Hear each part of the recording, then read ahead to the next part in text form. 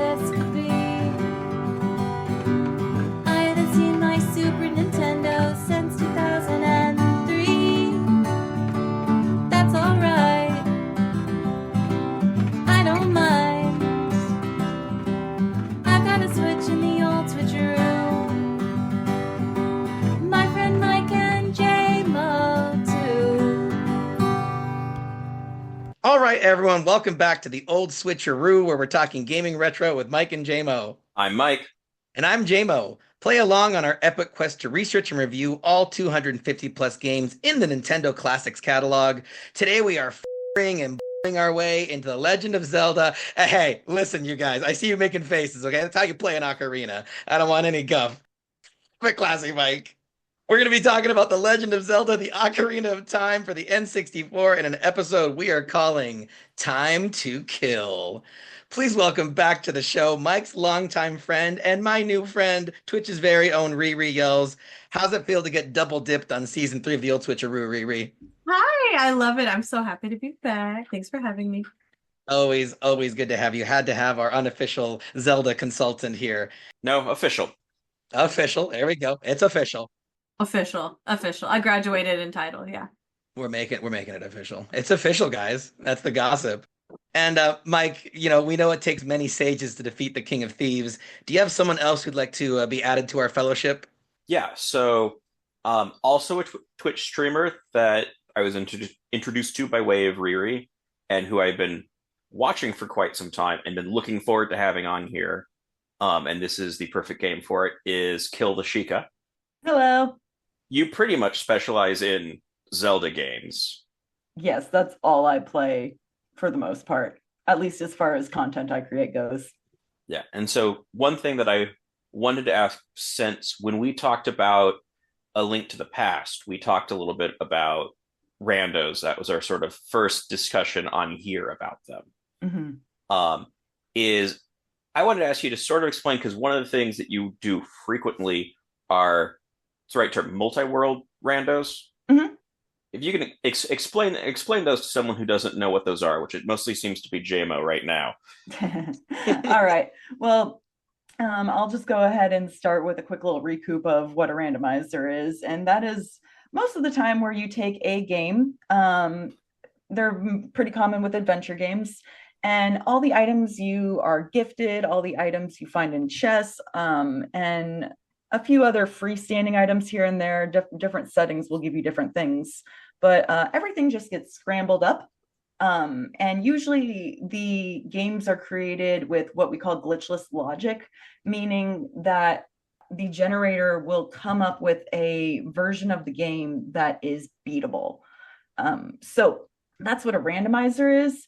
A multi-world is where you take multiple games, sometimes the same, sometimes different games, and you actually take items from one game and put them in a different game. And different worlds have to find different items for other players in the multi-world.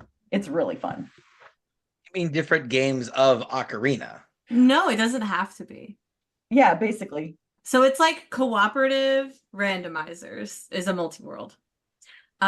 It'll look like an item from my game usually when I go up to it, and then when I get it, the text will say, "Oh, I found your Shovel Knight item. I found your Slay the Spire card," and it'll send it to that player. The engine will do that. Oh, was that the chat at the bottom of your stream, Kill? That's what announcing. that was. Mm-hmm. Oh, okay, this is all new to me. That sounds really fun. It is really fun. Like when I was first introduced to multi-worlds, it was really cool because up until everything I was doing was single player strictly. And I didn't really have too many opportunities, with the exception of you guys talking about this in the Link to the Past episode of playing Four Swords together. But other than that, all of the other games are just single players. So it was nice to have a way to actually play games with my friends. Yeah. You got your first shout out on this show when friend of the show SSJ3 Butch mentioned playing Four Swords with you and Riri. Mm-hmm. And you had to jump through all these hoops to make it happen, but apparently y'all lasted all of like 12 seconds before the betrayals began. So Riri Kill, I want to Did it know. last as long as 12 seconds? I'm surprised. I think the moment we were able to control our characters, we were picking each other and throwing each other. Like, Mhm. Just immediately. So you guys have known each other for a while. Who's the bigger agent of chaos then? Kill or Riri? kill. I think it depends. Oh, okay. I'm willing to hear an argument, but I need you to cite your sources. Okay, my source is your username that has the word yells in it. Okay, but you got kill in your name, man. That's aggressive. Yelling and killing. You love to That's see right. it. You love to hear it. Well, I mean, the other part she has in her name is Sheikah, which literally I didn't know what that was from until my playthrough of this game, which was a moment of like, oh, a lot makes sense now. How did I not realize this before? And I think a huge part of that was all those randos tend to skip cutscenes. So I did not know names of things. Mm-hmm. Also interesting though that you never Googled it. There's a lot of things in life to Google. I understand why he didn't. I mean, just a name, you know? Yeah. He didn't know it would mean anything. Yeah. Well, without further ado, Hyrule ain't gonna save itself. Y'all ready to explore time and space? Let's go. Sounds fun. All right, so let's talk about The Legend of Zelda, the Ocarina of Time, released for the N64 in 1998.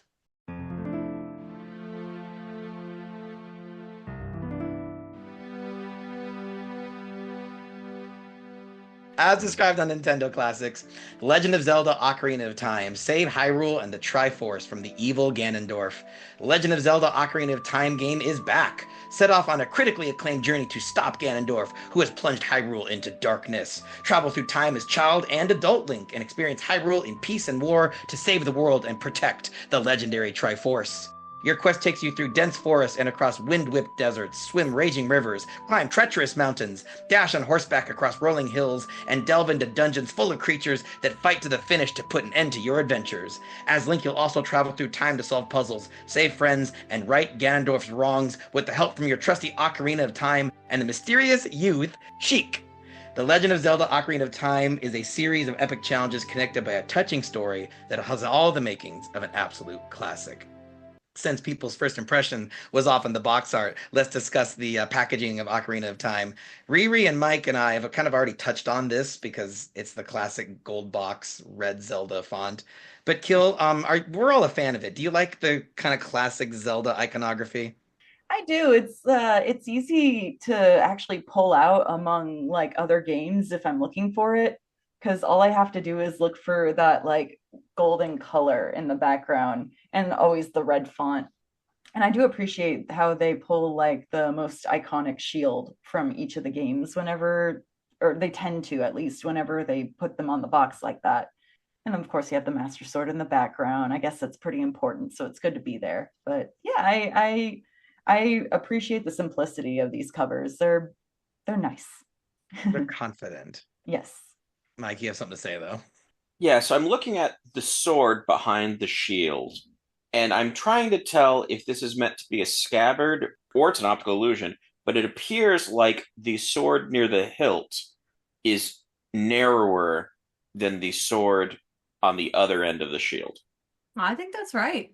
That's how the sword is shaped. Yeah. Yeah, and it's got a little it goes in, and then there's little pointy things that come out, and the sword gets wider from there.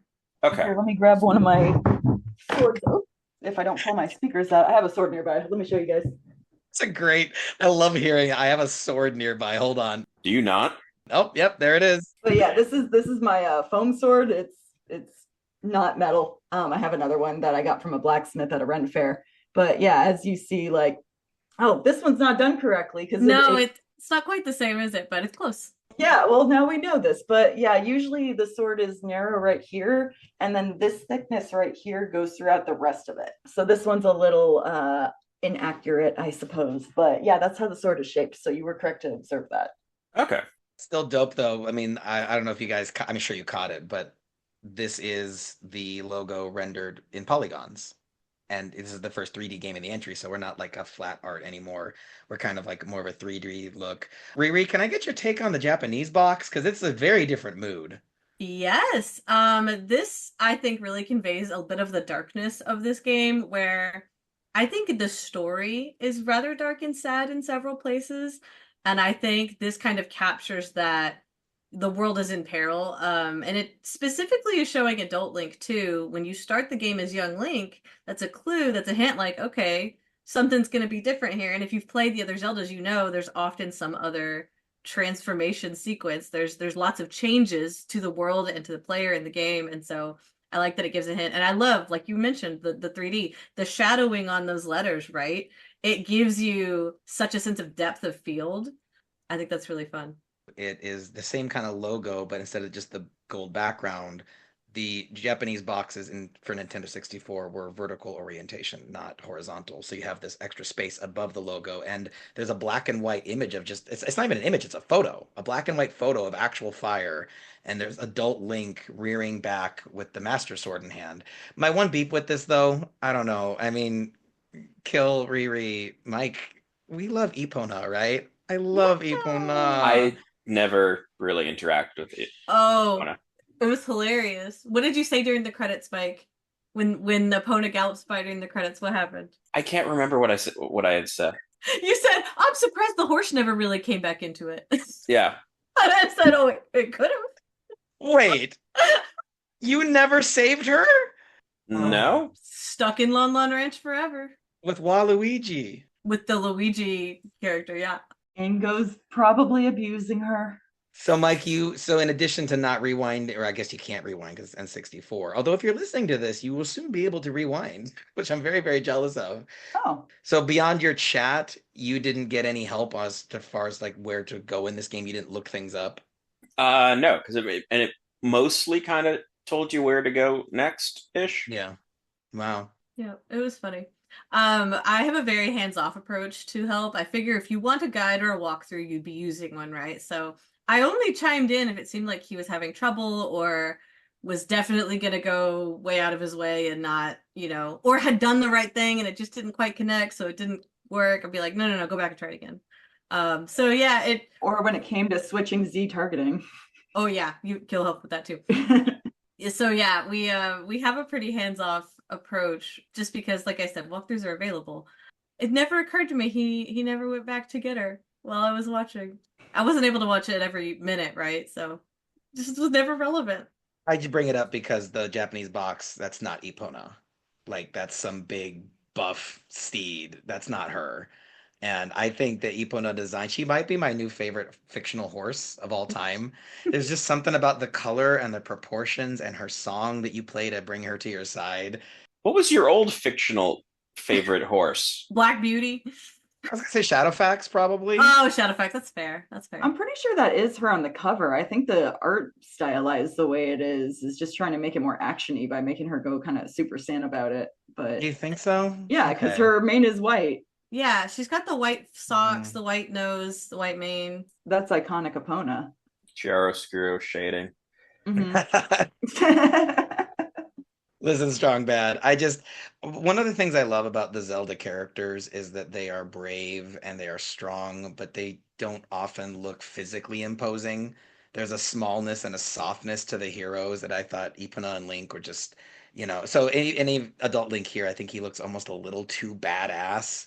There's something about like his arms all buff. I don't want buff Link. I want lanky, kind of, gender neutral hero Link is my favorite one. So, but I don't know, maybe I'm nitpicking.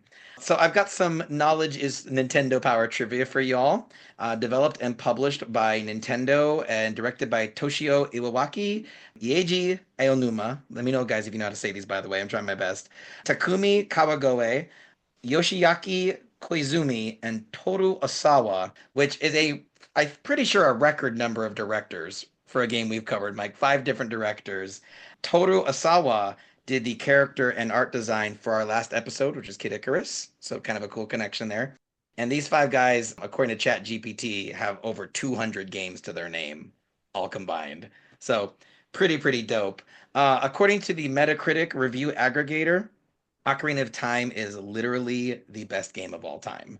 It is the top of the Metacritic aggregator, which is pretty wild considering it came out 30 years ago. I don't know. Does that surprise you guys? I'm pretty stunned by that. It regularly hit top 10 lists in its heyday. Mhm. So the fact that it never left is, I mean, it makes sense the way humans do think that way. And it's also given such high marks for what it was able to do in its time, right? Mhm. And I think people remember that. Nostalgia is a big factor here when you're ranking things of all time in movies, TV shows, games, all of that. So it doesn't surprise me. Yeah, and me and Riri came in and out of watching a good friend of ours play through the entirety of the North American releases on the N64.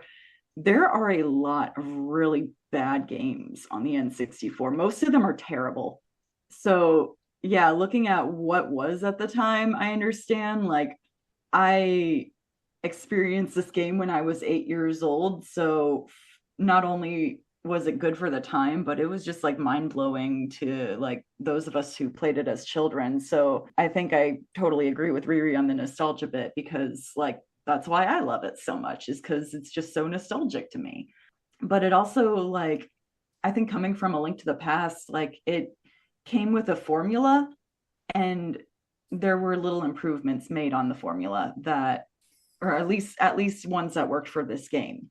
So I think especially for the time, it's a generally well-made game, and it has some fun story arcs. And the fact that Link is like such a blank slate, I think part of it is also like, since he's that blank slate, anybody could put themselves in his position, and everybody's the hero. You know what I mean?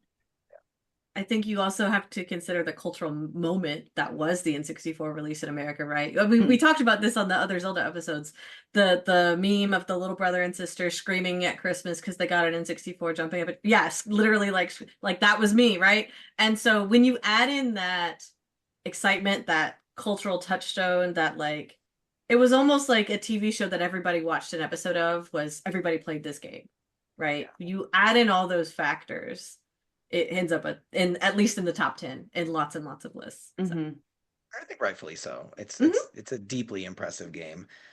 So the game, I'm sure you guys know, has a number of fun Nintendo Easter eggs, such as seeing the Mario characters through the window of Hyrule Castle, the Keaton mask, which is very Pikachu-esque and apparently is very popular amongst kids. I never noticed, is Malon is how you say her name, the farm girl? Yeah, Mela. Mhm. I never noticed her little clasp for her handkerchief. Bowser. Bowser's face. Her dad has one too. Yeah, Malon has one too. Yeah, that's her. Talon? Oh, I'm sorry, Talon, her dad. Oh. Yeah, her dad. Sorry. Malon and Talon at Lon Lon. That's the one. La la la la la la la. You guys know about the Star Fox reference in this game? Yes, we are very familiar with it because of randomizers. Mm-hmm. You can add in the X-Wing as an enemy in crowd control as well, which is another fun Twitch way to play a game where I can spend money to add things or take away things from somebody's live game that they're playing. Yeah. Oh, that's fun. The Arwing, not the X-Wing, the Arwing is very popular. Yeah, the Arwing was actually, I found out later that it was put in the original game during testing to just like kind of test out Z targeting and like fighting aerial enemies and stuff, until they put the actual enemies in the game. But it's still just like hidden in the code. People who modify these games can find that in the code and actually mess with it and implement it if they want to. Well, speaking of unused code, are you guys aware of the naughty joke that Navi makes that got removed from the game? Oh, no, I'm No. I was so hoping to find something you guys didn't already know about. We don't read text in randomizers. No, we don't do that. Right. Except for hints, but you know. Yeah. Kill was absolutely right. The R-Wing was originally put in the game for, testing out how aerial combat would work. And the code of the game for Navi's lines has an interesting one that is cut out of the Spirit Temple area. So are you guys aware that the giant woman statue, Kill, can you explain what the screenshot is showing? We are looking inside the Spirit Temple in the interior Colossus that's in that kind of main hub area. So we are looking at Link hookshotting at her right nipple. And the fun fact that Jaymo is alluding to is the fact that the nipples are actually hook-shotable. However, I believe if you hook shot them, you will immediately like run into the point and take damage. So yeah, I was aware of that. So most hook-shotable targets are targetable through Z-targeting. And for those who haven't played the game, Z-targeting was revolutionary. We're going to get to it with the Joy Pros, but you can lock your camera onto specific objects or enemies. And you cannot lock on to the nipples. Sorry, that's a great sentence. You can't, you all know, listen, if you're my student, stop listening. You can't lock onto the nipples, but there was a line of code for Navi's line that appears in code right next to the line about the statue. When you get there, Navi goes, that statue has a very intimidating face because it's a woman's beautiful body and a snake head, essentially, right? And the unused line of dialogue is Navi saying, Link, what are you staring at? Which makes people believe that this was before they disabled the Z targeting of the nipples and that this is what Navi would have said had you asked her. Navi's a her? Him? I believe her. I've always said her my whole Yeah, life. all the fairies are girls. Ending in an I like that in an English connotation implies female in a lot of contexts. That's really the only reason. Well, and then the last Easter egg I had is that there was originally going to be an in-dungeon shopkeeper that was going to be a Lord of the Ring reference called Hobbit, but they ran out of time to do the story, so they just incorporated that mechanic into the Deku Scrubs. I would have loved that. I mean, I like the Deku Scrubs, those cowardly little bastards. Yeah, they'll get you. They made a lot of changes from like where they started with this game to where it ended up being at. Like originally, instead of having like the 3 magic spells that you can get, Din's Fire, Pharaoh's Wind, and Nehru's Love, those were actually going to be incorporated into the medallions. And the medallions were also going to give you an ability to put on your arrows. So like there's another game we didn't end up having that would have been really interesting to play. What was that last magic you mentioned? Nehru's Love. Yeah, he didn't get that one. That's okay. What is that? The shield.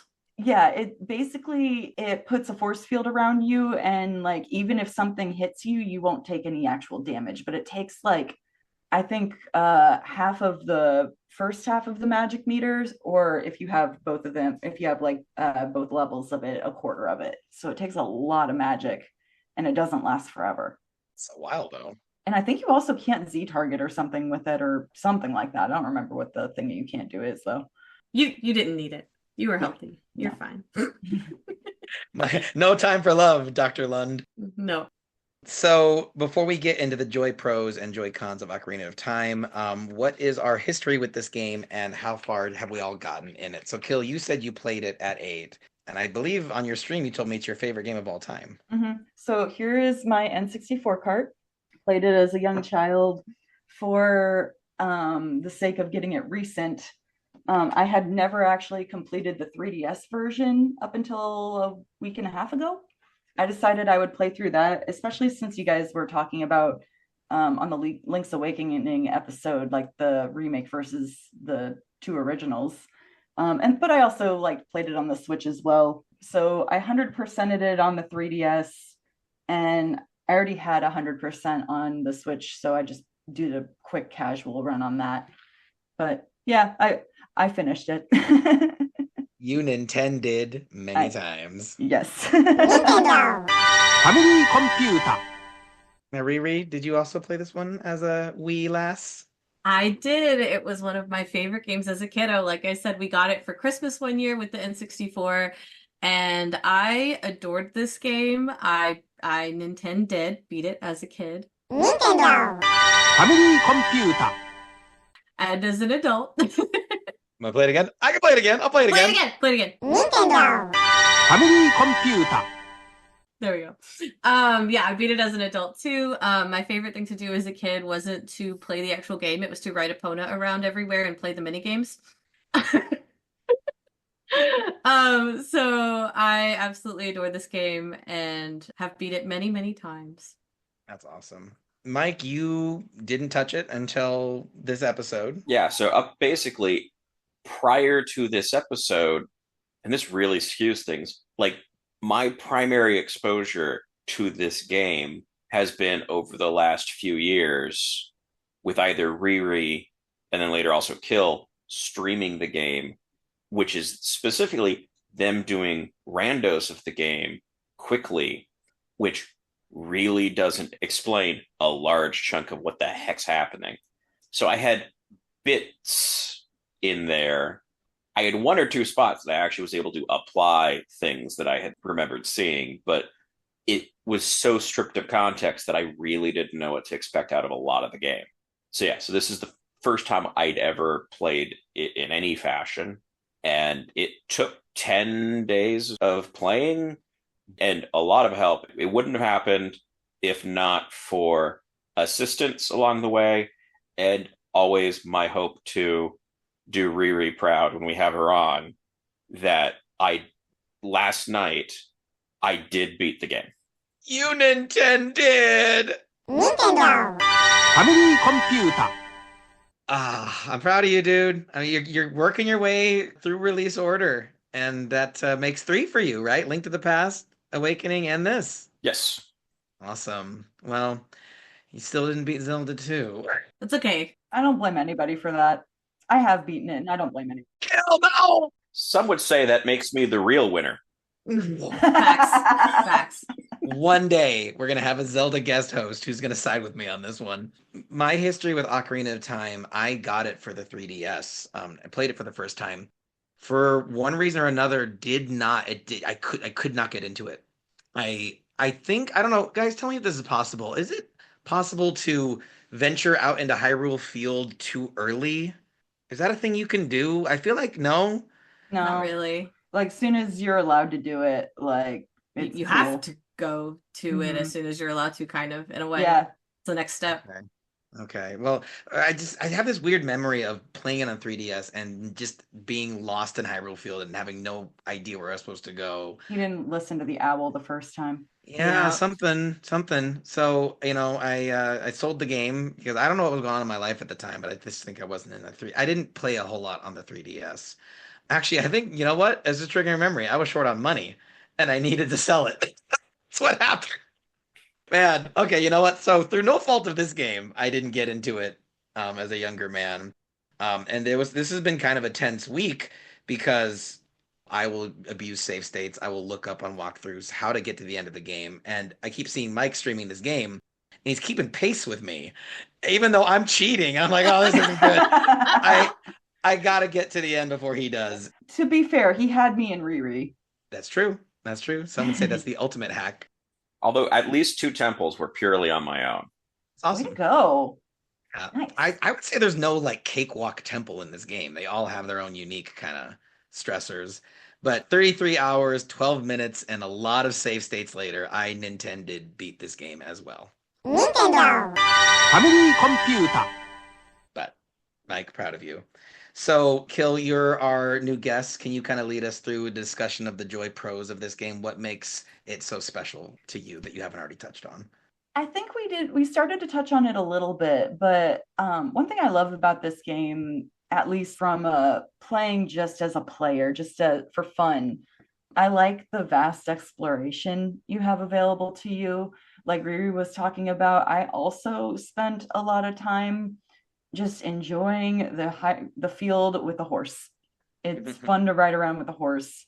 You get the little mini side quest of trying to kill the big pose so you can get another bottle, which bottles are like the highest level of currency in this game. They are like, as soon as you learn, oh, I can keep a fairy, I can keep an extra life on me, the bottles become pretty significant. They also are very significant once you learn that the Ganondorf fight is actually a lot easier, or at least a lot more doable if you ping pong his power blast with a bottle instead of a sword. Remember we talked about this and the other ones, there's always an alternate item to use. Mm-hmm. It's a bottle. That's an Easter egg that they put in a lot of the games. Although, however, Joy-Con of the DS game, you can't use a bottle in that fight. It doesn't work. It just hits you. It's not cool. I don't like that. But Yeah, the adventure, like the cute little almost harem of characters you have that are like the sages. And then you got Big Brother Darunia, Goron, who loves to dance. Like I said, I kind of enjoy that Link is really just a blank slate for this game because then you, as the player, get to put yourself in his position and you're the one with the courage. You're the one fighting all these monsters. You're the one figuring out all these puzzles because you are. And I love for the time, especially the ability to like map out your C buttons. You decide which three items are most important to you at any given time, and you can change them whenever. And all the different items are fun. It's fun to figure out like which items work where and what are useful and what are just going to stun enemies instead of actually help you like do damage to them. And yeah, I love the puzzle adventure of it. I think it's so fun. I think puzzle adventure is a really good word. Mm-hmm. Because it's kind of, equal shares of both. I the combat in this game has affected every melee video game in the last like almost 30 years. Mm-hmm. So like you said, the Z targeting thing where you tap a button and the camera locks on, and now Link is circling his opponent and strafing the way you would do an actual combat. And you compare that to top-down Zelda. I love top-down Zelda. Like, I think I'm more of a top-down boy, having beaten this game all the way through. I think that's going to be my ultimate jam.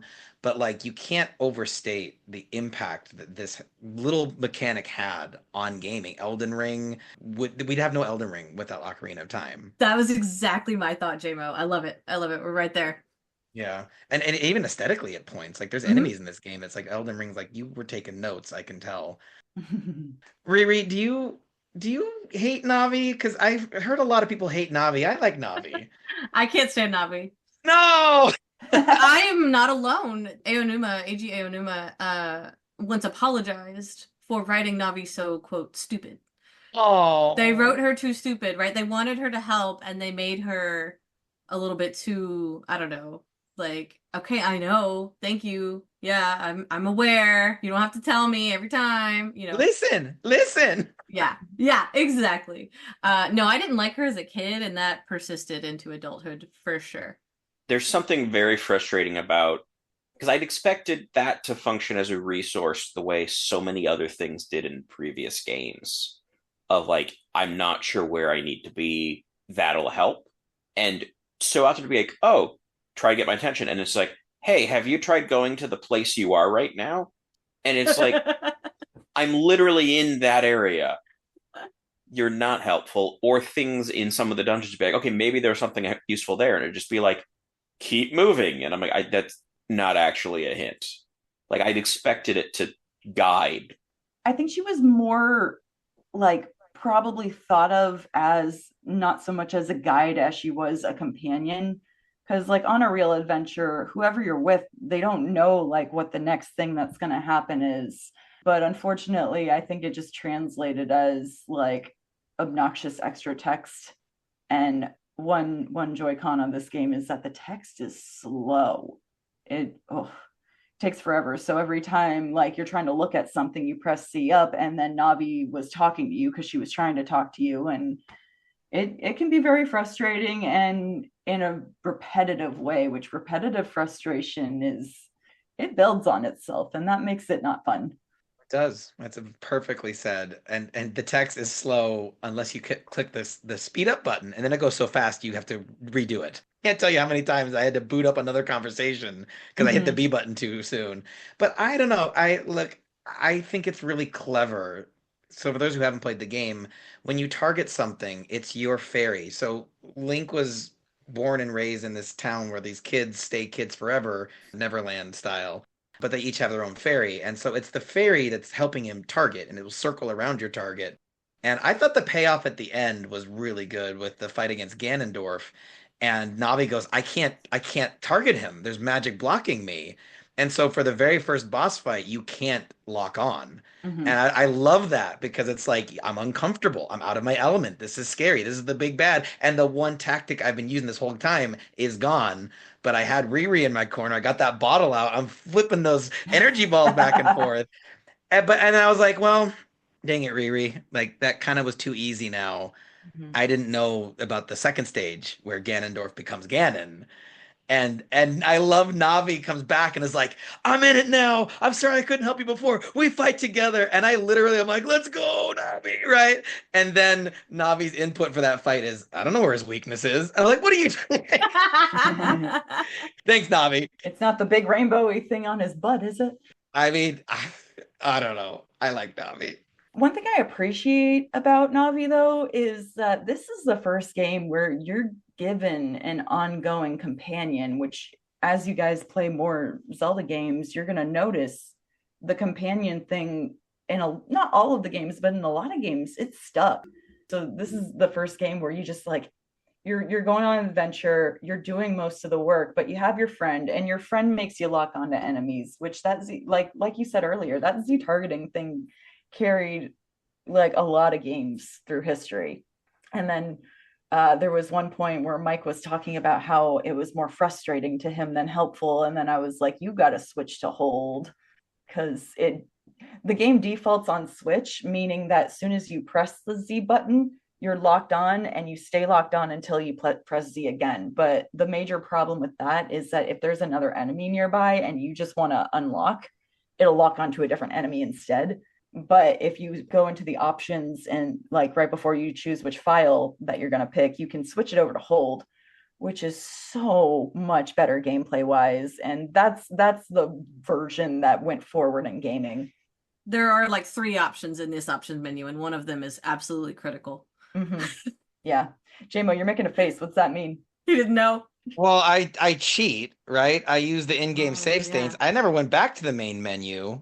I never knew there was another way, and that annoyed me the whole freaking game. I'm so sorry. His experience could have been way different if you knew. It switched that from something that I loathed to am more mixed on. It was incredibly frustrating where it would lock on. It's like, I don't want to be. I would like to be not locked on. Stop switching to the other thing. Yeah. Well, we'll get into the Joy-Con, so let's not get too negative on it just yet.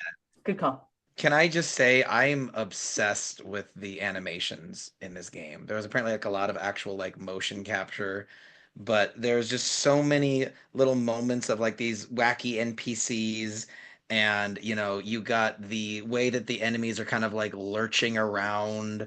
Link's expression every time he learns a new song, he's got this bewildered look of like you can't believe it. King Zora, his animation. Riri, what the hell? We call it the mweep. Mweep, Mweep. mweep, Mweep. mweep. There was a moment where I was, Takes 10 minutes. so for those who haven't played it, he's this big fish king. He's super cute and silly looking, and he's sitting there blocking your way ahead. You have to fulfill a requirement to get past him, and he scoots his little butt, one butt cheek at a time, a full 30 seconds. And I call my wife over. I get it on screen grab. I'm like, you got to watch this. And she just watches the weep. And she goes, that was it? Yeah, it was beautiful, wasn't it? But the magic bean salesman, just this happy little shirtless guy sitting cross-legged, just digging into his own stash and munching. I have never related with an NPC more than this guy right here. I am obsessed with him. The animations are so good. Would you guys agree? Absolutely. I think they're pretty good, especially for the time. My favorite, I think, is the Bombchu bowling lady who's like falling asleep at work until a customer shows up because there's nothing to do. She doesn't have her phone, you know what I mean? Yeah. So, and like, I'm convinced that she's actually a deity who just got a part-time job because she was bored, because she can have a bunch of Bombchus explode in her face. And she's just like, what is damage? It sounds like you've bomb chewed her many times. I mean, so in the randos, sometimes she shows you an item after you paid to play the game, and the item is like a bloopy, like a blue rupee. And so you get mad, so you just drop all 10 shoes at her, and she's just like chilling, whatever. It's cool. And Kill already touched on it, but like the open world of this game, like to this day, it's kind of impressive. Like by modern standards, Hyrule Field is not that big for an open world game, but this is 1998. This is like huge. And, we talked in our other episodes about how they had to get really clever to help the player navigate top-down Hyrule in the NES, where you had to show like little hints of a landmark in the corner of the screen so that when you go to the next one, you kind of know, oh, I'm near the river now. But this one I'm navigating by just looking into the distance, and there's the castle in the distance and the mountain range behind it. And the draw distance, like I played games that came out after this that didn't have as good of a draw distance. So I don't know. I feel like this game, even though I think objectively the 3DS entry is just so much prettier, I think this one has aged way better than I expected it to. Mm-hmm. I think it just looks Aw, great. I love You that. know? On the graphics, it is also really interesting with both some of the cutscenes and like just shots during the credits and stuff, the introductions to areas, how much of this felt like shots that were like, we are demonstrating that this is 3D now and what we can do. Because you get the things of like flying through a canyon as you're being transported someplace. And like, so much of this is showing off what they had built in 3D and could explore. I mean, the Navi point of view at the beginning of the game where she bops into the fencing and then shakes it off and then goes through it instead is another good like example of that too. Some might draw the parallel to one of the opening shots in Pinocchio is very much a show off shot of what they could do with animation and depth of field and passing through objects. I didn't know that, but I mean, there's a it feels very Disney. Like, I mean, I said that the game it's like a 33-hour Disney ride. Like that's kind of what it feels like, and I think that's really really rad. So we're kind of touching on sort of the cinematic aspects of it. Mm-hmm. Can you kind of lead us on a discussion through like the dungeons? Because I think that's the central gameplay mechanic is getting to a dungeon and being super frustrated for a while Yeah. until you get through it together. Is there one that like you like the most or hate the most? I have like different reasons why I like different dungeons. It's kind of hard to pick a favorite, I think. Every dungeon does a decent job of getting a little bit trickier to navigate. And the game's main formula with dungeons, until you do the Shadow Temple at least, and Spirit. Spirit's pretty crazy too, which I love that one. But it starts off with like all the puzzles you can do without the dungeon item. And then somewhere close to about 3/4 in, you find the dungeon item. And then you've walked by a ton of things where you're like, I got to go back and I got to do that. Like when you're in Dodongo's cavern and you get that first bomb bag. And then you're like, I got to go blow up all those walls I saw, every single one of them.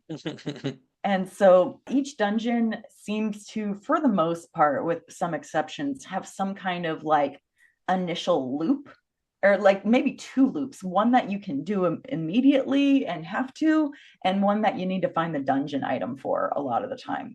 Like there is the ever famous water temple. Like people who have barely heard of this game have heard of the Ocarina of Time water temple.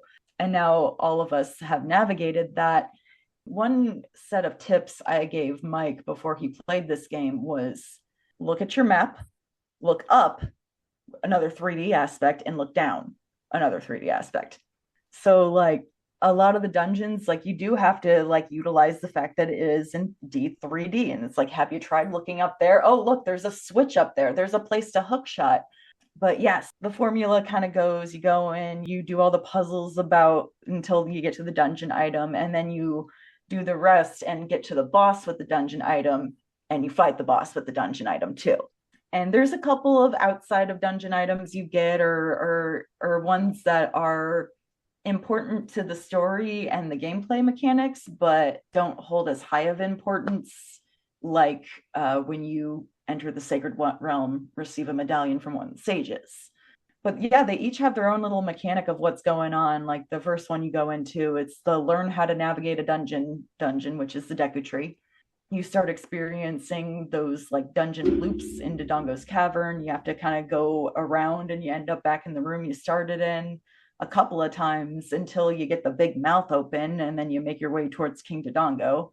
I think Lord Jabu Jabu's belly is the first one that it doesn't feel super obvious what you're supposed to do next or where you're supposed to go, because if you look at the map, it's just like all of these dead ends everywhere until you figure out, oh, I could fall through these weird holes. Oh, this princess is actually part of this puzzle and stuff like that. And then like there is kind of, in my opinion, a pretty significant jump in difficulty once you start doing these dungeons as adults, which I think really sinks in the concept of you're a grown-up now, things are getting more difficult.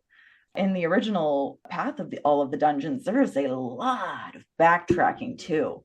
So you got to kind of like make a lot of mental notes of, there's a thing I got to do with that. I'm going to figure it out later, but I know I got to do something different with that thing. Yeah, and like the tips you mentioned, like, and part of this is also at least like the dungeon item thing, because I've now played other Zelda games, was also a thing that I was like, okay, I got a new thing. I probably should be using this somehow. So like that helped. But like a lot of what I was doing was like, okay, I'm in a new place. I'm going to look around first, because that had been, I think he did that as like a TikTok thing. And it was like, I did. it was super useful. There's bits that I forget to do it, but like a huge amount. I was like, yeah, no, Kill said to do these things. And it helped a lot. In Kill we trust, right?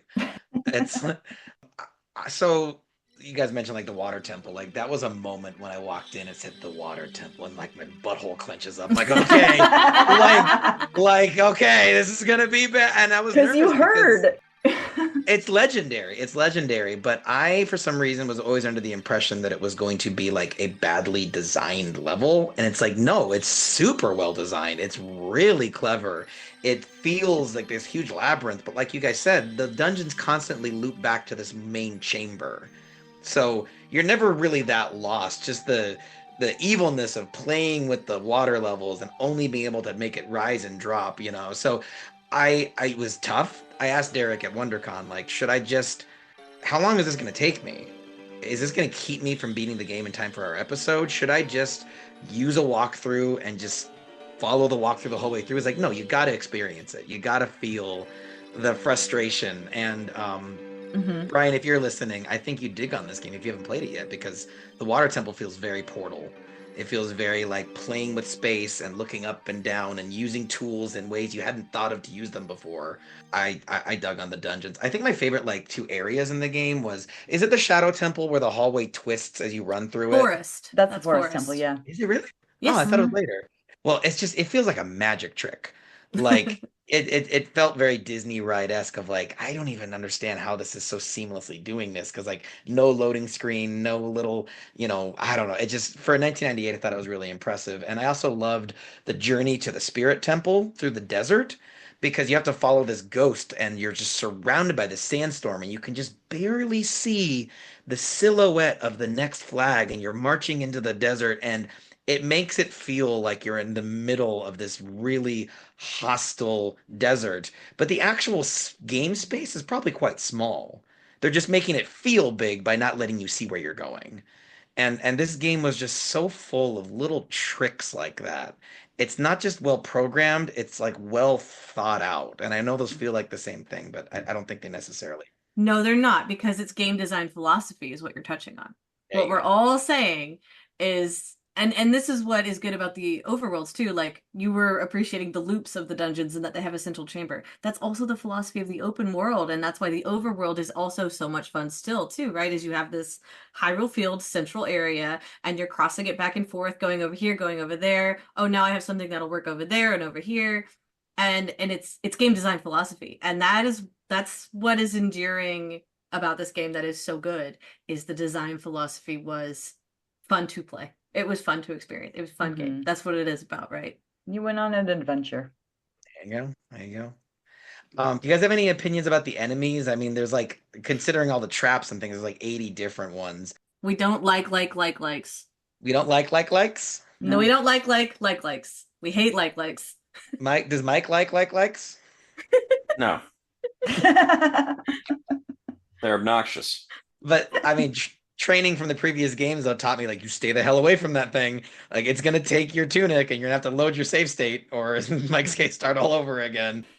The redeads and the dead hands, the zombie ones, they're freaky. Oh, Dead Hand is the boss. Oh, I guess it's just one, huh? Yeah. Dead Hand two. is like a mini boss. Mini boss. Yeah, you got the one in the well and the one in Shadow Temple. Same boss though. My least favorite enemy is the fire keys. So frustrating. I'm in the middle of something and then one runs into me and I'm on fire. If I'm a child, chances are I had the wooden shield, the Deku shield, and it burned. I gotta go buy a new one. And I'm mad about it. Oh, does it burn your shield up? Yes. If you have the Deku Shield equipped and you basically, if you, for instance, if you wander into Death Mountain Crater, which you can do, you actually need to do that to get one of your Skulltulas, if you want 100% it. If you stay in there too long and the timer runs out, you will burn to death and your shield will go with you, and then you'll respawn without it. If you get hit by a fire keys, if you get hit by fire, your shield will burn.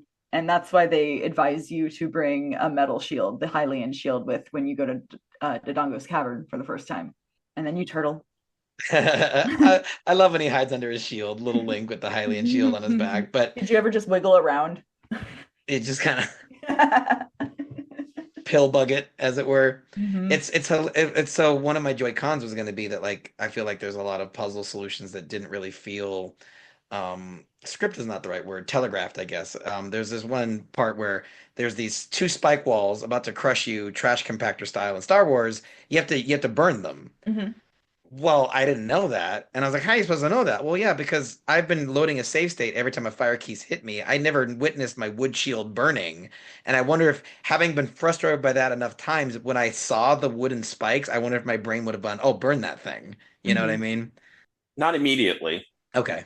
That was a bit that I remember just being like, okay, I got to do something with this. Yeah. And certainly, actually, the other thing that Kill had said sort of early on, fairly specifically, is like, was how much of this is also like the ocarina. So a lot of stuff was where a lot of time was, that's probably a solution for a lot of things. Mm-hmm. So like with that room, I kind of went through a few things like, okay, let's go through all the songs to see if something does something, nothing does. Like, okay, what else? And I think one of the things they do is the walls of spikes, like there's holes in there. So I'm like, it feels structurally weak. So like something to destroy them. And I think I checked, like, can I hook shot over them and a few other things. So like eventually I got to like fire is the solution, but that and like those holes in the wall, they make it to where you see the boss key chest, because the boss key and another small key are in that room. And you're like, after going through at least 3 of the other dungeons, because the flag to get into Shadow Temple is finishing Forest, Fire, and Water Temples, you've done 3 dungeons by then. So you need that boss key. So you have to do something when you're in there. But yeah, I could see the rewind feature making you experience not burning wood. So but didn't we all have the experience, right, of like staring at your start screen menu, staring at your inventory, going, what can I use, right? Yeah.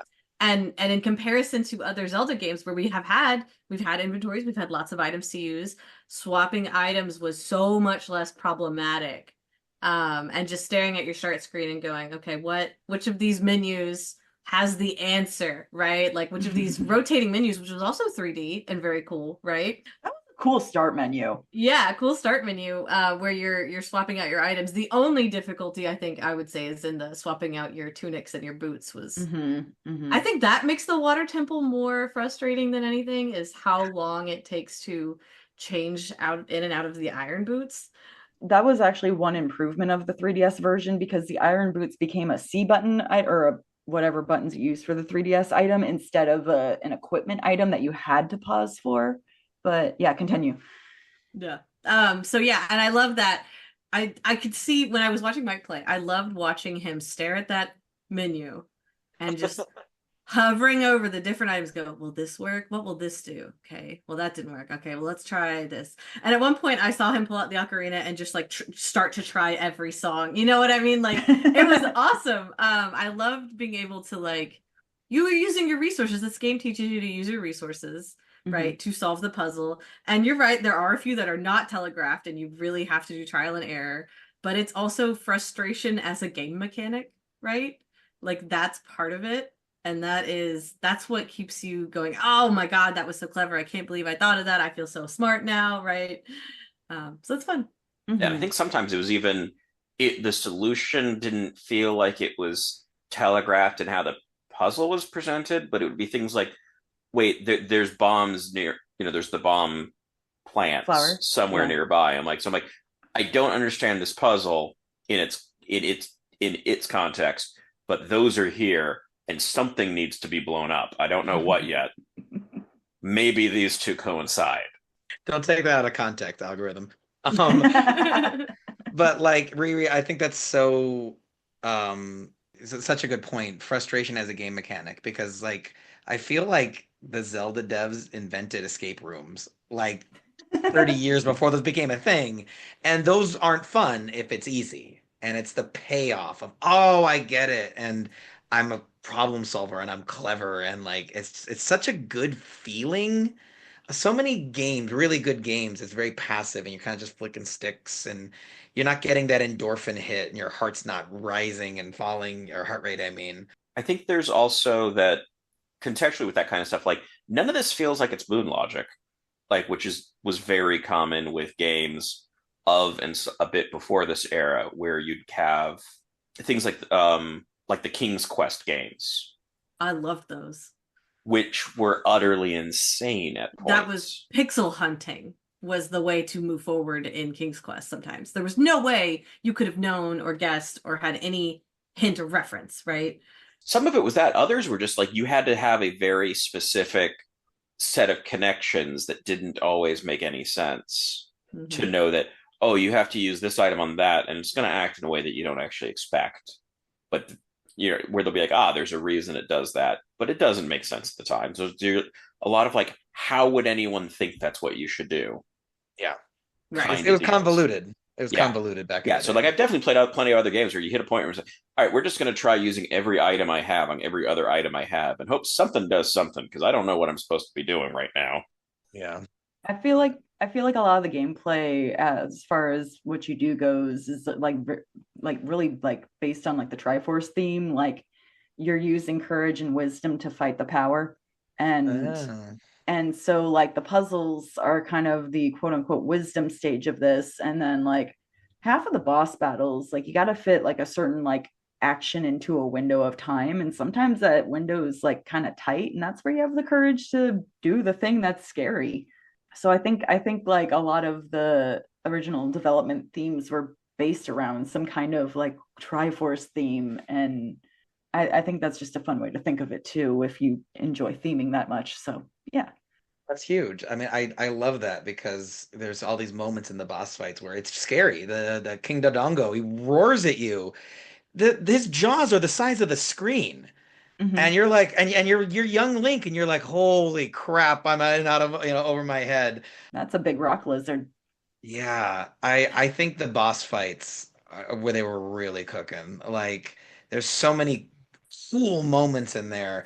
I loved Mike. You're a Haunted Mansion fan. Did you like the fight against Phantom Ganon, where he's riding his horse off into the pictures, and he's like the polygonal sprite's getting smaller, so it's creating the illusion that he's galloping into the depth of field of a painting?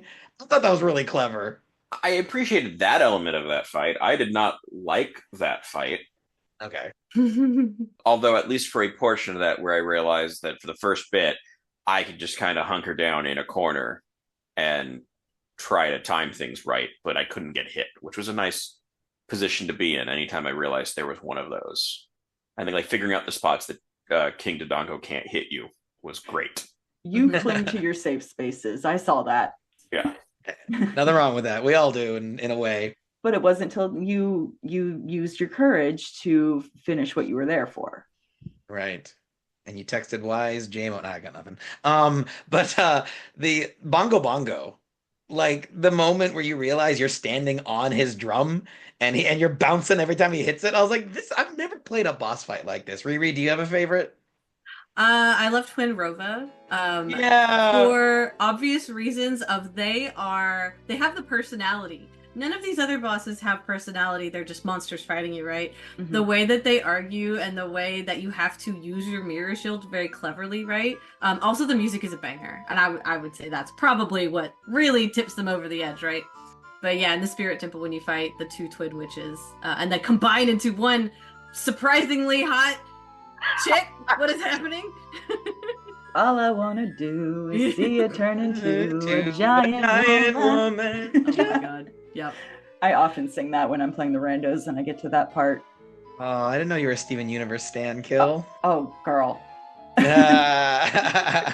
rewatching it right now. Oh my gosh, that show makes me cry. Me too.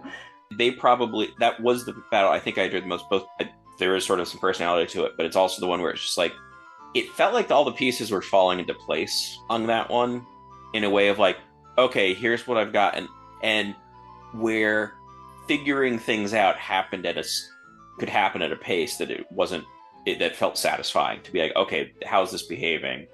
And it has enough things on to be like, okay, I think it's going to do something, where you're using the shield to have to get hit to block the same, since they have fire and ice, to block the same one 3 times, and on the third one you fire it back, and all that kind of stuff. Just like, okay, this is all piecing together in a way that I can figure this out as I go. Mm-hmm. In contrast, the Shadow Temple boss that you were just talking about, that I forget the name of, Bongo, is one of 2 spots where if I was playing this game just like for me, that would have been one of 2 spots that I just would have quit, because it felt frustrating in a bad way, because so much of it came down not to understanding, but to the mechanics and the controls for me. Yeah, it's tough.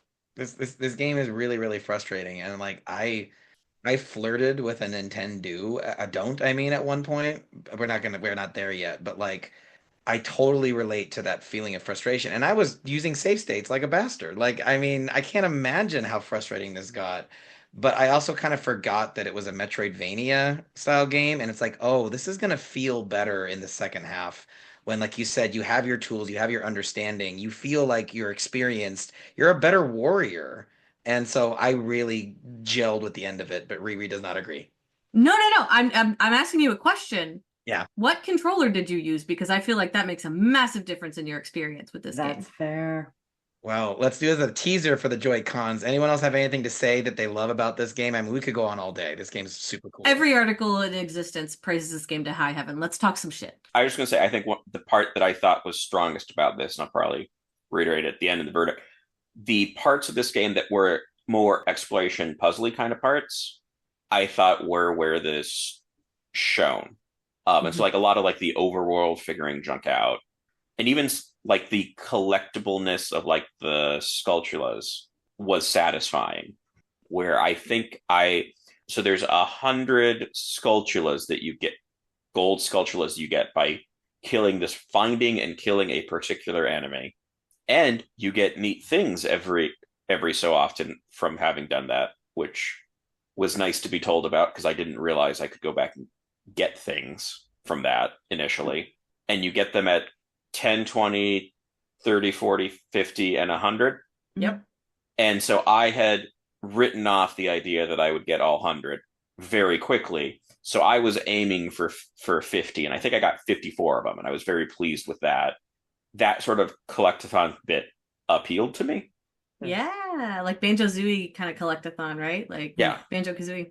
And a lot of them were just like getting the sensation of like, okay, I'm to realize something's around somewhere. How do I get that? Some of them were a bit frustrating, only with a not knowing what you get later kind of meant that you could waste a lot of time thinking that you're just like, I'm doing this wrong. But I did enjoy that element of this of collect stuff. And that a lot of that was the more open world out there, just looking for stuff and be like, where could a thing be based off of what I can see? So I think that would be the other thing that I'd add as a strength, because that puzzle and working things out stuff where you're not necessarily rushed, you're just having to sort of go through what your options are.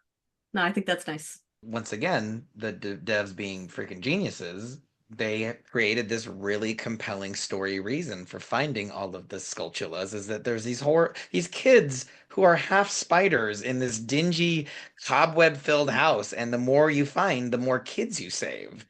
Like, I was just like, what a nightmarish fate.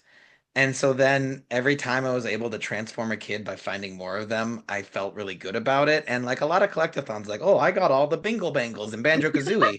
But like I'm not distraught if I don't, you know what I mean? Mm-hmm. I'm sure maybe Lisa's distraught if she doesn't get them all. I don't know. But yeah, I really appreciated that. And then also, this is another thing where this game figured it out almost 30 years ago. Every time you're near a golden sculptula, you hear you hear like it climbing on the wall, and you're like, okay, where is it? It's somewhere nearby.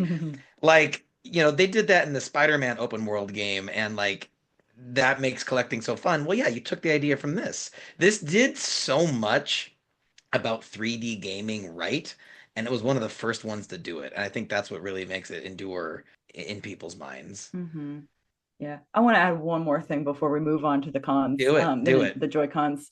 I love storytelling wise and a couple of gameplay thing wise how they introduced fun paradoxes in time. Like, for instance, when you learn the Song of Storms,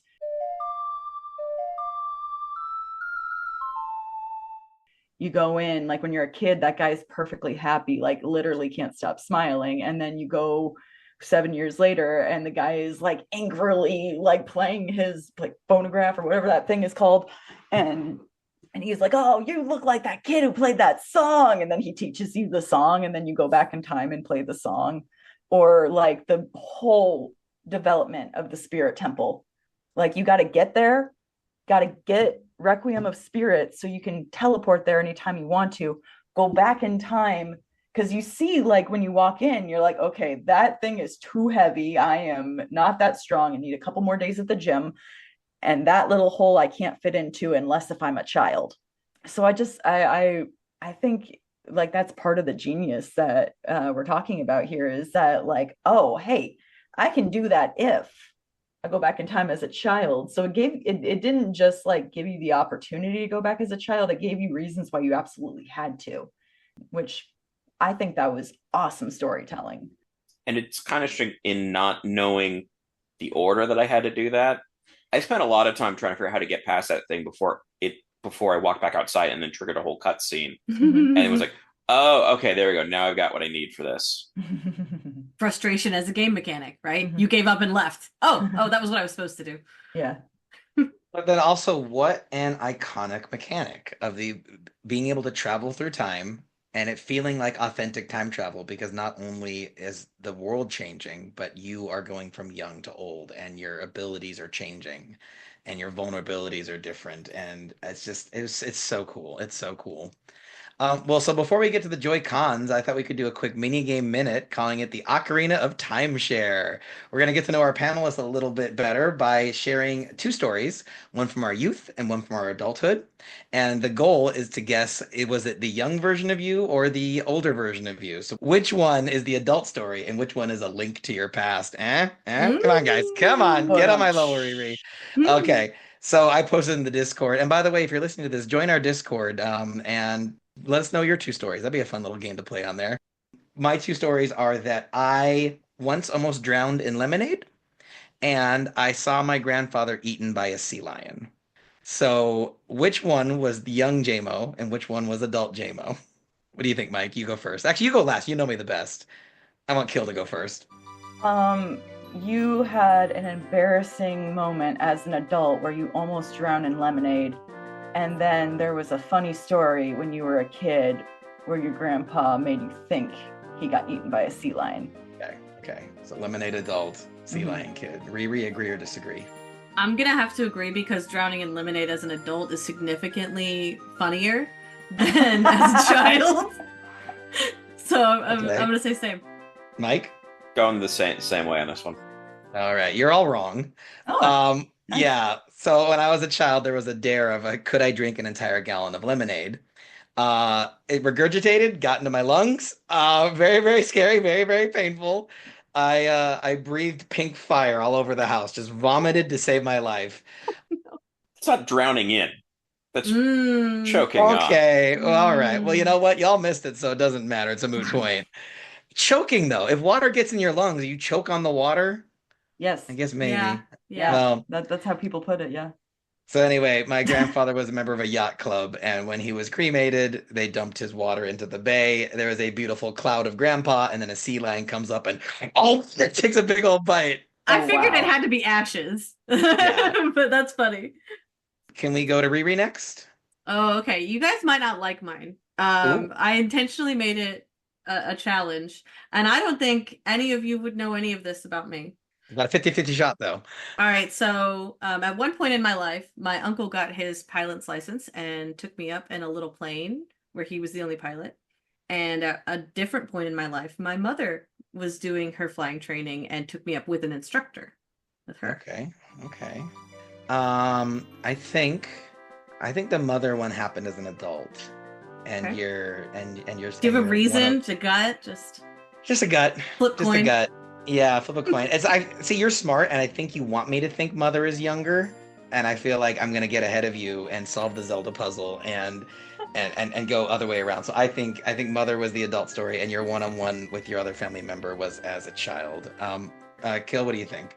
I think the opposite. I think mother was child, uncle was adult time.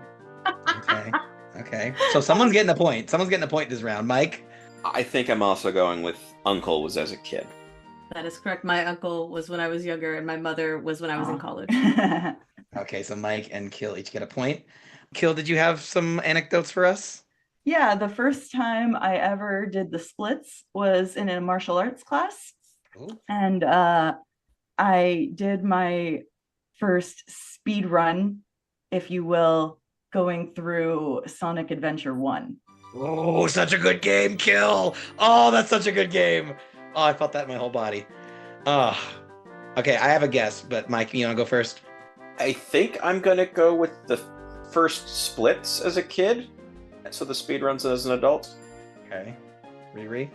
I'm really torn because she does speedruns now, and I don't know that she was speedrunning before. Right. She definitely does the splits now. And you can see evidence on her stream. Let's say splits as a kid and speedrun as an adult. I'm gonna say speedrun as a kid, splits as an adult. Jaymo is correct. Oh yeah! Take that! Again, flip of a coin here, but okay. All right. I didn't try to make it easy, so I was hoping it would be challenging. Riri, you know I never missed the chance to talk No, some you shit. don't. No, you don't. No. All right, Mike, last one. So it's a tie game right now, which means Kill and Mike and myself each have a point. So could be a tie game, or one of us could take it. Go, Mike. All right, so my two are that I returned sass to John Dobson, the inventor of the Dobsonian telescope, over hamburger toppings, and that I flew a kite that was entirely made out of a Subway sandwich bag and matchsticks at the beach. And when I say entirely made out of, that includes the string. Deepest Mike lore. Okay, and what was the one with the telescope? You got in an argument about sandwich toppings? I would describe it as returned some amount of sass about hamburger toppings specifically, not sandwich. You threw some shade about hamburgers at a telescope inventor. Returned, but yeah. You built a kite entirely out of Subway wrappers and matchsticks. Yeah, like those long matchsticks that you use for like campfires. I think I actually know, so I'm gonna have Kill go first. I think the argument with the telescope guy came as child, and the adult timeline had the attempt, or maybe perhaps success, with the kite to see if you could. Knowing him, probably success. Riri? Well, I know Mike, and I know some of these conferences he's been to for what we went to school for, right? But I kind of think Mike may have always been this way. May have always been willing to just sass a scientist, right? Podcast co-host. But yeah, I'm gonna say the kite was an adult and the sass was as a child. I'm pretty sure the burger thing was as a child, because I think I remember you telling me this in school, and so I'm gonna say that the improvised kite was as an adult. That is correct. The kite did fly, and the specific details were John Dobson making a comment that if he was eating the hamburger that I was eating, he would have had the lettuce and tomato on it, because it was at Coco's. It was off on the side. And I said, then you can have them. Wow, Coco shout out. Now we're going to go viral. Here we go. But so did anyone else agree with me on that one? We all agreed. We all got a point. Mm-hmm. Okay, we all got a point, which means that Kill and I are perfectly balanced. I have a tiebreaker. Oh, gimme. Yes, between me and Kill. Yeah. So Do you want it to be about Zelda, or do you want it to be about like another like life story? I feel like it should be Zelda so that there's not two Riri questions in there. The tiebreaker is Zelda. I like that. Okay, all right. So let's ask what came first in Zelda's life and what came later in Zelda's life, right? So we're gonna do a timeline question here. Okay. Do you like it? You don't like it? I love I it. like it. Let's go. Do Okay, it. okay. I'm ready. All right. So at one point in Zelda's life, she was able to use the Triforce to save Link in a situation where Link was helpless, right? And at one point in Zelda's life, Link had to save Zelda with the Triforce when Zelda was helpless. So which came first? I'm gonna let Jaymo go first. Yeah, I was gonna say I feel like Kill knows for sure. I think that's fair, more fair, maybe, yeah. That's more fair. That's more fair. I think that Link saved Zelda first with the Triforce, and then later Zelda saved Link with it. So we're talking timeline, not release order of I games. understand. Just to be clear. Okay. I remember the chart from our first episode together. Yeah. So I'm sticking with that. Yes, in Okay. the most widely accepted Zelda canon, I think Link used the Triforce to save Zelda first. Gil? Well, that's not very helpful because I agree. Okay. Oh, no! So you would be correct. In the timelines, Ocarina of Time, right? would Wait. come first. Wait. How about if Kill can name the game that Kill wins? All right. So Zelda 1, Link has to gather all the Triforce pieces to save her. And in Breath of the Wild, Zelda had to use the Triforce to keep Link alive so he could get to He the was restoration. helpless. Yeah, he was gonna die otherwise. Yeah. I wouldn't have known that. Kill wins! Yay! Well, so that's enough happiness here. Let's get into the Joy-Cons of Ocarina of Time, because #1 game of all time, but I had a very big frustration with it. And Riri asked me earlier, what did I play it on? I played it on the Switch Pro controller, and it was awful. Riri. Yeah, It's really bad. It's unplayable. I have had people who love that game quit because of it. Mm-hmm. And what was their issue?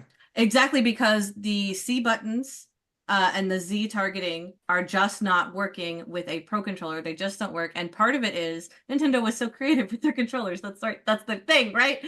And so the N64 controller was so unique. Games for it have to work exactly on the N64 controller, and they don't work in other contexts unless you completely redesign it like they did for the 3DS, right? That's a completely different mechanic of using the game. This is just the N64 game, and you got to shell out over $50 for the N64 controller to play it with if you want to play it on online. And these were not only expensive, they're hard to get. Mm-hmm. So It was a nightmare. that's a deal breaker. Yeah, like with the Joy-Cons and the Pro controllers, in order to use the like C buttons the way they were originally mapped out, you have to hold down another button, which is right next to your shield button. I always get the wrong button. And yeah. I agree. That was extremely frustrating. Like bright side, it's the patch of the original game, so I could still do my tricks, but it was not the best way to do those tricks or just play the game in general. Well, and you guys are right. The C button it's a nightmare, because like Kill said, you could hold down the ZR button and that turns the A, B, X, Y buttons into the C buttons. But on the other side of the controller, ZL is my targeting system. So my brain kept getting confused, and like Kill said, I kept hitting the wrong button. So at some point I was like, screw it, I'm just gonna use the joystick, flick it up for C up, flick it down for C right. But that's a nightmare if it is an item that is consumable. Oh yeah, if you're shooting a bow with that, Oh, I wasted so many bow shots. I wasted so many bomb chews. I would just reload because I flicked the stick wrong. It was really a real bummer. It really, really was. And also, I didn't know that you could change the way the Z locking was work. So that was the other Joy-Con I had, is that one-on-one, the combat was phenomenal. But the moment there was more than one enemy or enemies coming from above, and I'm looking all around and I don't want to target anymore, but it keeps going to the next enemy, and there's no way to control what the next target is, right? You just tap it and it just goes. It's just a proximity thing, so it's either be extra aware of what's going on around you or switch that function in the menu. Yeah, but so like there's an enemy that's about to knock me off a cliff, and Navi wants me to look at the bat. And I'm like, no, the bat's way over there. Stop me. No. It's fully contextual, right? It depends on what you see. Like the buttons do different things depending on where you're at, and exactly the Z targeting. It's contextual, and there's just no good way to play it without an N64 controller, and that is just the case. Unless Nintendo would let us remap the buttons on Nintendo Switch Online, which they're going to on the Switch 2. Sorry. Oh, actually, they'll be remappable on Nintendo Classics when they. Oh, will they too? Oh, well, that's finally we've been begging. I think even with the N64 controller, I found choices in those controls really frustrating. I think the biggest one being that some items like toggle from the C buttons, and other items, I feel like the idea of like, I would rather that just be like a toggle, this is the thing I'm using, and use the A button to actually use, rather than have A button be exit back out of it. Yeah. Yeah, it does flip the original script where A is like attack and do things, and B used to be the cancel out button. And this game just went and was like, but what if we did the other way though? And so now I am, because of this game, every other, well, and actually I played this game first, but Link to the Past does this too. Like the B button is your sword. Like it can cancel out of text, but it doesn't cancel out of combat, which is what you're doing most of the time. It's kind of clunky. And then my other Joy-Con was that as much as I think it makes the game really interesting, there were parts in the beginning where I just, like Mike said, I didn't know where to go. And Navi is like, hey, you should go to the graveyard. We're in the graveyard. Navi, like, got something else. It's Saria's song. That's also supposed to meant to help you figure out what to do, right? When you talk to Saria. But so many of her things are like, I'm rooting for you. And I was like, doesn't help, Saria, but thanks. But like, so you have to get a certain item to access this area, but it also has to be the right time of day.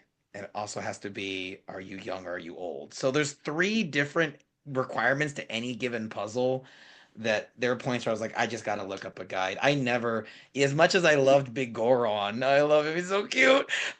And that was a shocking moment when you're just up on top of Death Mountain. And I was trying to show my wife how cute it was. Yeah, no. But I was trying to show my wife, I was like, look how cute this guy is. And she's like, what? I'm like, the cute guy. And she's like, what do you mean? And like, I pointed, she goes, oh, I thought that was the mountain. Because he's so big. Like, she wasn't really paying attention. But anyway, I didn't do any of the trading quest because I just couldn't figure out how to get it started. What do I do with the dogs in the town square? Find Richard. Oh, there's one specific one. How do I know which one? You have to, you know what color it is because it's with the owner during the day. And so you only have a couple of options for the white dogs to try and take to her. That's clever. See? And as soon as they touch you, they follow you. And so if the wrong one accidentally runs into you, you got to go try again, right? But, yeah. And I think they want that as a game again. I was avoiding there at night because they're like, packs of dogs roam. And like in my mind, they're like wolves and a danger.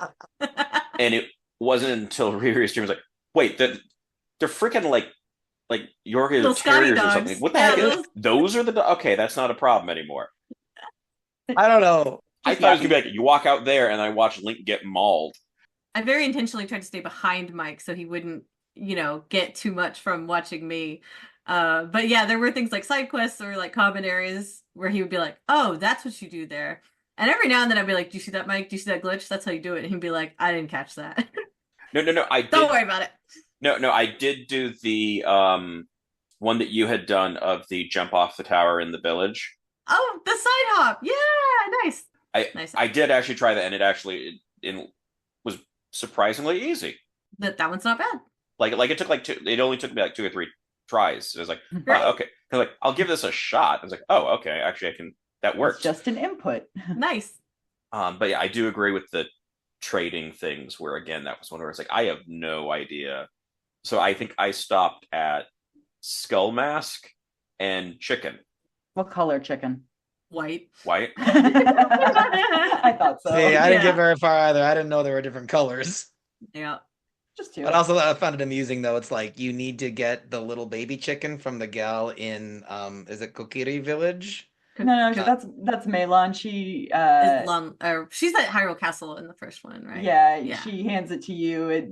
It after you spend a whole day trying to figure out where to go, chicken is born, and then you find her dad snoozing away, and when you take the chicken out, it crows. So maybe you figure out that guy is in my way. Let's wake him up. Yeah, but it's also like I'm like slashing my sword and blowing up bombs next to him. That's not waking him up. It's got to be a chicken. It's like a chicken or nothing. Right? Roosters wake people up, right, in the morning. I get it. I see it. Yeah. And then I don't know if this is a con or not, but you guys would agree that this game's horny, right? Like it's kind of absolutely like there's parts of this game. Riri, can you talk about it a bit? Because I was blushing at points. It's made in Japan. I mean, the Great Fairy, right? That would the moment you would go talk to the Great Fairy, that's when your mom would walk in your room and be like, it's like it's the worst possible scene in the anime show that you're watching, and she has underboob and everything. Oh man, it's a and lot. then all of the sages are somehow trying to get married or get with Link somehow or another, and you're like, leave me alone. Oh my gosh. It's a harem. I think they were inspired by Techi Muyo in this one. Yeah, a little harem going on here, but yeah, every single like adult figure in Link's life is trying to get in on some, and it's like, whoa, can we not? I thought the most questionable bit was like the ghost shop guy. Oh, the big pose. Yeah. He hit on you. If you actually read his text, yeah, he's like, you're handsome. It's a comment like, if I had a body like yours, I'd make money differently or something. And I'm like, what the I think hell? it's a reference to he's a ghost and doesn't have a body, but yeah, you can take it. It's a double entendre, right? Like, that's a more fun way to take it. Yeah. This game is horny. It's the way I presumed that was. I was like, that's like, that wasn't like, oh, that can be read differently. Like, how else did you think that was going to go over? Yeah, I think at least this iteration of Link is asexual, because he'll just be like, that was weird, and then just walk away from it. Like he has nothing to say or feel about it. He's just like, oh, walks away. You know, I can only hope the movie goes like that, where he doesn't talk. I'm gonna see it because I have to. I'm contractually obligated at this point, but I have faith. I think that movie has had so many false starts, and they've abandoned so many versions of it. I don't think they'd be going through with it unless they had a really good like approach. So it better be okay. Yeah, I think it will be. I have faith it will be. I hope it's like that, the music video, right? The music video commercial. I hope it's like that. Yeah, the dance. Come on. But not the rap. Remember the rap one? Oh no, well, not that one. Off to rock. Oh no, we don't need that. No. Well, is there anything else you wanted to complain about the game? Any more Joy-Cons, guys? I'm going to complain about the worst temple in the game, which is the Fire Temple. Why is that? Because, so this is the second Zelda game that involved jumping. Yeah, contextual jumping.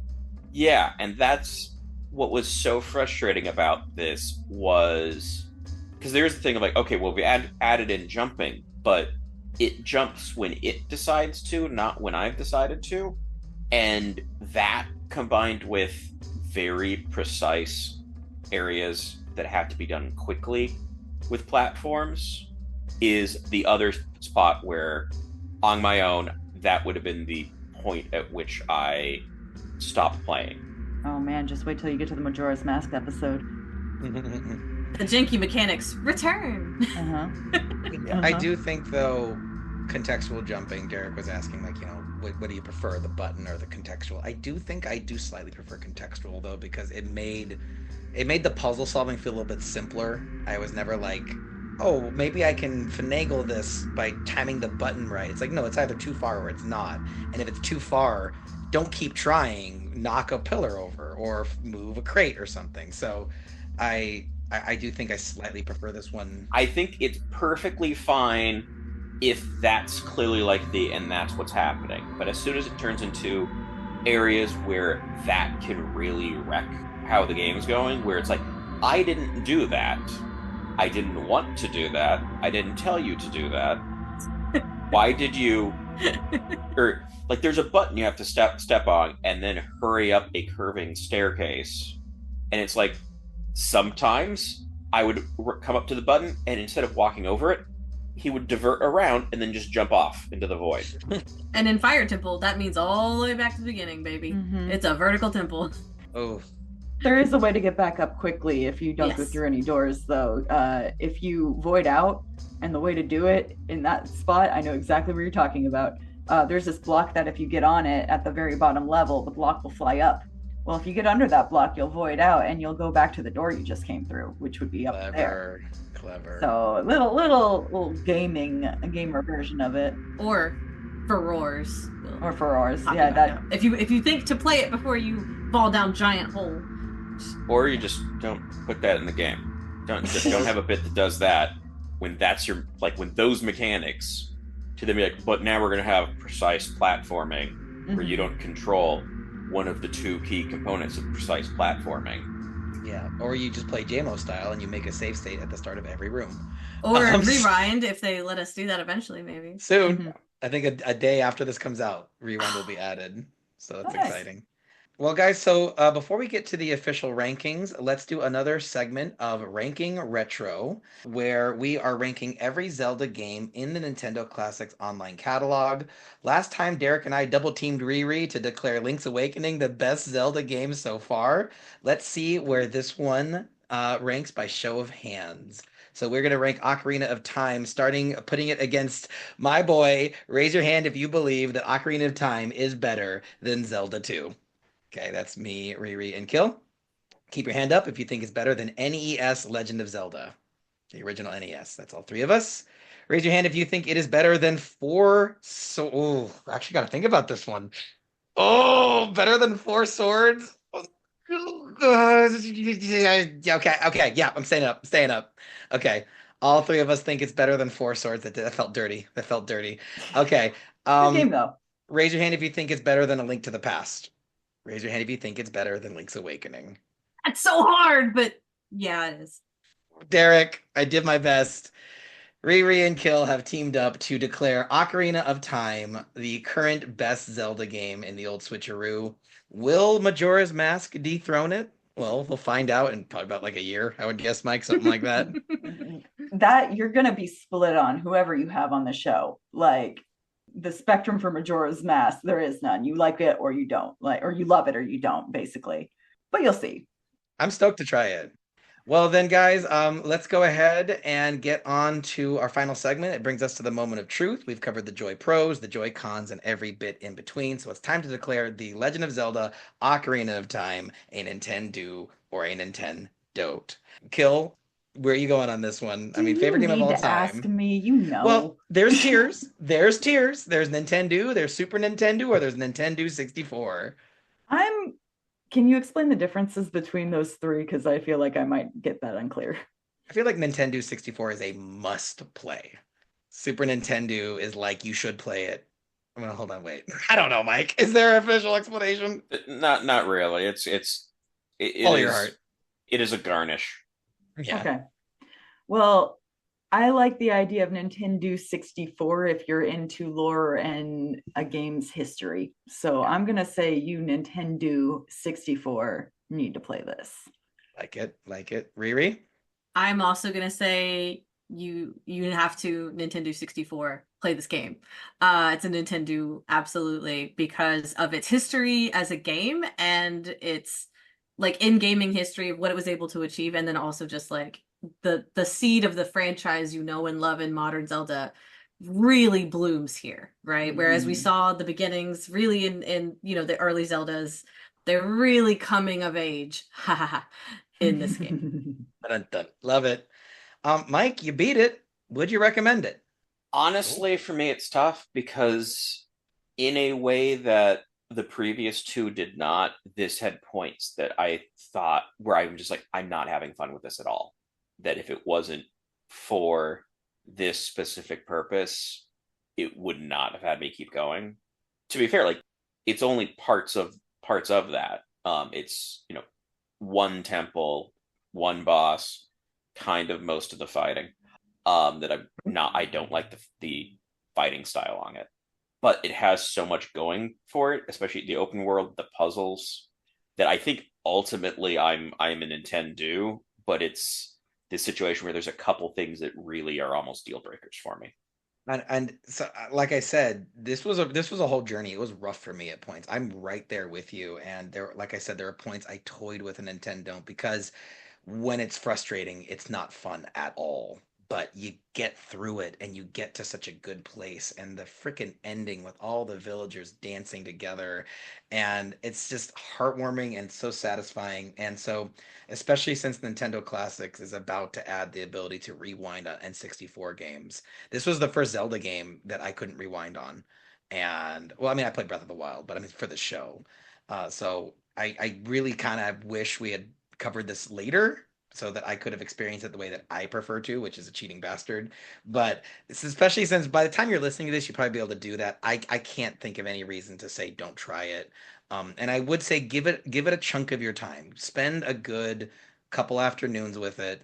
And once it starts humming, it's great. It's like a 33-hour Disney ride, and it's really lovely. So I'm gonna stick to Nintendo. I'm gonna stick it at that kind of basic just because of how frustrating it gets, but it's a special game. It's just so special.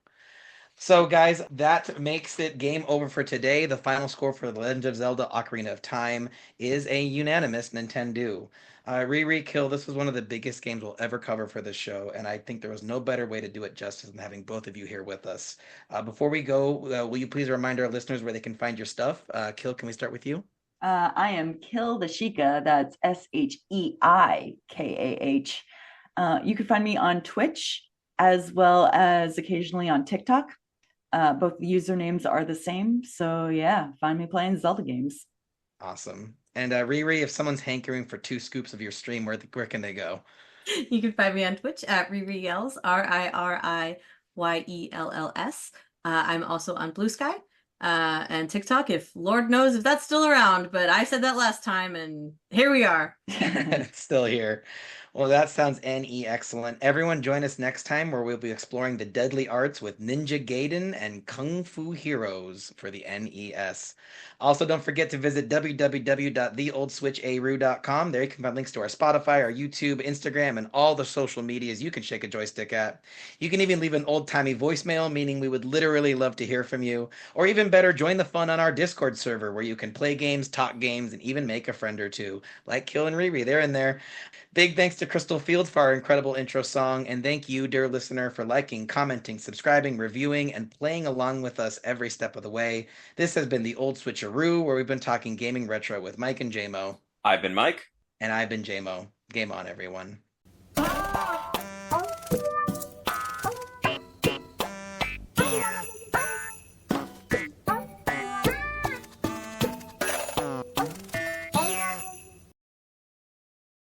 Oh, actually, hang on just a second. Hey, Red, will you take Ruto? I'm sorry, the dogs get fed at 4, so like she's about to be like stupid when we start recording. My cat might also aid in doing that too. Mine is a lot more annoying though. But it's a guest appearance from a character from this game, though. She is. I mean, a guest appearance from a town in Zelda 2. Yes, that's right. Hashtag Shut never up. forget. Shut Riri up. named her dog after Zelda 2, You can't say that. Riri named her dog after Ocarina of Time. which was named after a town in Zelda 2. An Easter egg in Zelda 2. Fine.